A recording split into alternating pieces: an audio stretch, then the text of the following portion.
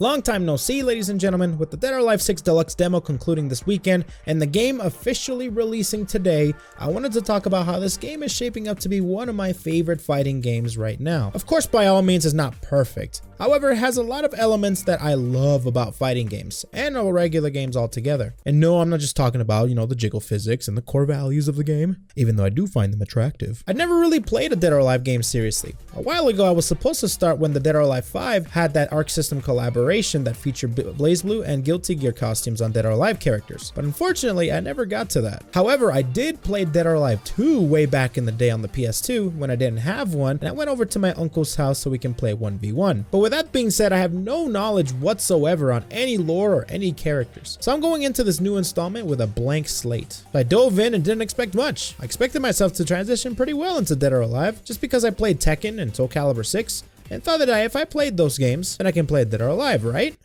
Wrong. Dead or Alive is a completely new animal for me. While it still retains a lot of aspects from 3D fighters, such as Tekken 7 and Soul Calibur 6, it adds new mechanics that throw me for an absolute loop. If you don't know what I'm talking about, let me elaborate. Dead or Alive is a 5-button fighter with punch, kicks, holds, throws, and special button, and you control your character in a 3D environment similar to Tekken and Soul Calibur, where there's backdashing, forward dashing, sidestepping, ducking, jumping, and all the sorts. And you rely on specific buttons that can stun you on hits or on counter hits to start combos. And as the person being stunned, you have to use the holding system. Holds are basically parries. You can parry high punches and kicks by pressing the up, back, and the hold button at the same time, mid punches with back and the hold button at the same time, mid kicks with the forward and hold button at the same time, and all lows with down, back, and hold button. It's an interesting mechanic that I only recognize as a gimmick in other fighting games, like Hakumen from BlazBlue or Asuka from Tekken. It's definitely a mechanic that I'm not used to having as a global, universal mechanic. Other than that, like I said, you have a throw button, a punch, a kick button,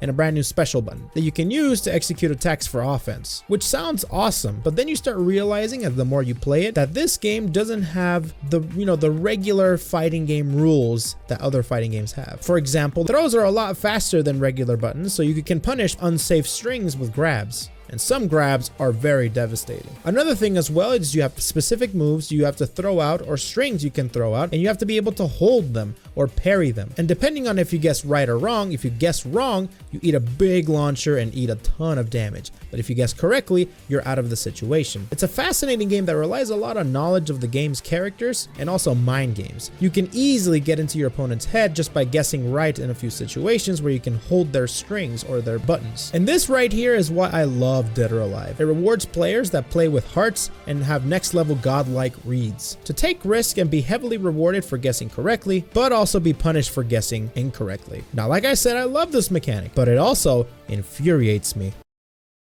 Let me explain. It takes so long to be able to get used to and adapt to this game, to be able to press the hold button while you block or are stunned, to be able to break out of a specific string or interrupt a string. It goes against everything I've ever learned in fighting games until now. But I love it. Even though I find it hard to learn and get used to this mechanic, I'm willing to learn and get frustrated and try to be a competent player in Dead or Alive 6. Overall, I'm definitely very much looking forward to learning more about this game and becoming a lot better when it comes to the holding system. Now to move on to my character pick. I went into this game knowing about only Ayane and Kasumi, so I didn't really know any characters in the roster. I've alluded to Honoka, Tina, Ayane, Ryu Hayabusa, and also even Zack. But right now I have a character that I love after trying her out, and I've also seen her in her previous iterations of Dead or Alive, and I've always wanted to pick her up. And that character's Hitomi. I played with a couple of characters with the combo challenges and such, but there's two that really stood out to me, and those are Honoka and Hitomi. And at the end of the day, and at the end of the beta, of course, Hitomi ended up taking the whole thing in the recent beta, and I played with her quite a bit. However, that doesn't mean that I'm going to be playing with her exclusively. I'd like to try out all the other characters I just mentioned and more. But overall, I'd really like to learn the game systems and the game mechanics with Hitomi. But like I said,